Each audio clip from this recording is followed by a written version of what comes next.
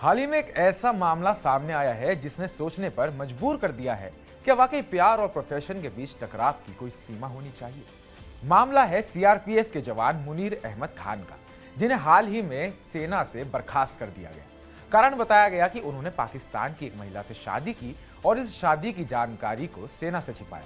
साथ ही आरोप है कि उन्होंने अपनी पत्नी को भारत में वीजा खत्म होने के बाद भी जानबूझकर रखा, जिससे राष्ट्रीय सुरक्षा को खतरा हो सकता था। लेकिन इसके साथ ही अब मुनीर ने ऐसा बयान दिया है जिससे पूरा मामला और भी उलझता नजर आ रहा है। मुनीर अहमद, जो जम्मू कश्मीर के घरौटा इलाके के रहने वाले हैं, साल 2017 में सीआरपीएफ में शामिल हुए थे। उनका कहना है कि उन्होंने किसी भी नियम का उल्लंघन नहीं किया, बल्कि उन्होंने अपने मुख्यालय को पहले ही शादी के बारे में बताया था। उनका दावा है कि 31 दिसंबर 2022 को उन्होंने सीआरपीएफ मुख्यालय को पत्र भेजकर शादी की इच्छा जाहिर की थी। इसके बाद उन्हें जरूरी कागजात जैसे पासपोर्ट की कॉपी, शादी का कार्ड, हलफनामा और गांव के सरपंच व माता पिता के प्रमाण पत्र जमा कराने के लिए निर्देश मिले। ये सब दस्तावेज जमा करने के बाद 30 अप्रैल 2024 को उन्हें मुख्यालय से शादी की अनुमति मिल गई। मुनीर कहते हैं कि उन्होंने 24 मई 2024 को वीडियो कॉल के माध्यम से मीनल खान से शादी की और शादी के बाद अपने दस्तावेज जैसे निकाहनामा, शादी की तस्वीरें और सर्टिफिकेट अपनी यूनिट में जमा भी करवा दी। इसके बाद उन्होंने अपनी ड्यूटी ज्वाइन की, लेकिन कुछ ही हफ्तों में उन्हें अचानक भोपाल की 41वीं बटालियन में ट्रांसफर कर दिया गया, वो भी बिना किसी नोटिस पीरियड के। ट्रांसफर के बाद जब वो नई पोस्टिंग पर पहुंचे तो उनसे इंटरव्यू लिया गया और उन्होंने वहां भी अपनी शादी की जानकारी दी। लेकिन फिर एक दिन उन्हें एक पत्र मिला जिसमें बर्खास्तगी की सूचना थी। इससे पहले उन्हें मीडिया रिपोर्ट्स के जरिए इसकी भनक लगी थी, जिसे उन्होंने और उनके परिवार ने झटका और अचानक बताया। अब सीआरपीएफ का पक्ष यह है कि मीनल खान जो टूरिस्ट वीजा पर 28 फरवरी को भारत आई थी, उनका वीजा 22 मार्च को खत्म हो गया था। इसके बाद वो भारत में रुकी रहीं और मुनीर ने इसे लेकर सेना को कोई भी जानकारी नहीं दी। यही कारण है उन्हें राष्ट्रीय सुरक्षा के लिए खतरा मानते हुए सेवा से बाहर कर दिया गया।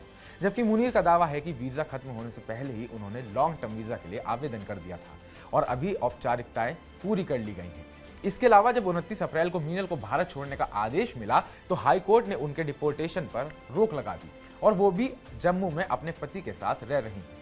इस पूरे विवाद में दो पक्ष सामने हैं। एक तरफ सुरक्षा एजेंसी जो मानती है कि देश की सुरक्षा से जुड़े जवान को हर छोटी बड़ी जानकारी पारदर्शिता से देनी चाहिए, खासकर जब मामला किसी विदेशी नागरिक से जुड़ा हो।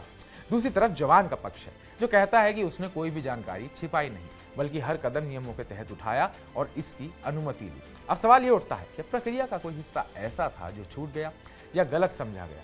क्या ये मामला एक अधिकारी की गलती, संचार की कमी या कुछ और है? और सबसे बड़ा सवाल, क्या मुनीर को बर्खास्त करना जरूरी था या जल्दबाजी में लिया गया फैसला? फिलहाल मुनीर ने साफ कर दिया है कि वो अपनी बर्खास्तगी को अदालत में चुनौती देंगे। उनका कहना है, मुझे कानून और न्याय व्यवस्था पर पूरा भरोसा है, मुझे पूरा विश्वास है कि सच सामने आएगा और इंसाफ मिलेगा। ये मामला सिर्फ एक जवान की निजी जिंदगी का नहीं, बल्कि पूरे सिस्टम की पारदर्शिता, प्रक्रिया और नियमों की व्याख्या से जुड़ा बन चुका है। आने वाले हफ्तों में देखना दिलचस्प होगा कि कोर्ट इस पर क्या रुख अपनाता है। क्या वाकई एक मोहब्बत किसी की पूरी नौकरी, पहचान और भविष्य पर भारी पड़ सकती है? इस पूरे मामले पर आपकी क्या राय है, आपका क्या कहना है? कमेंट बॉक्स में कमेंट करके हमें जरूर बताइएगा और ताजा अपडेट्स पाने के लिए TV9 भारतवर्ष को सब्सक्राइब कीजिएगा।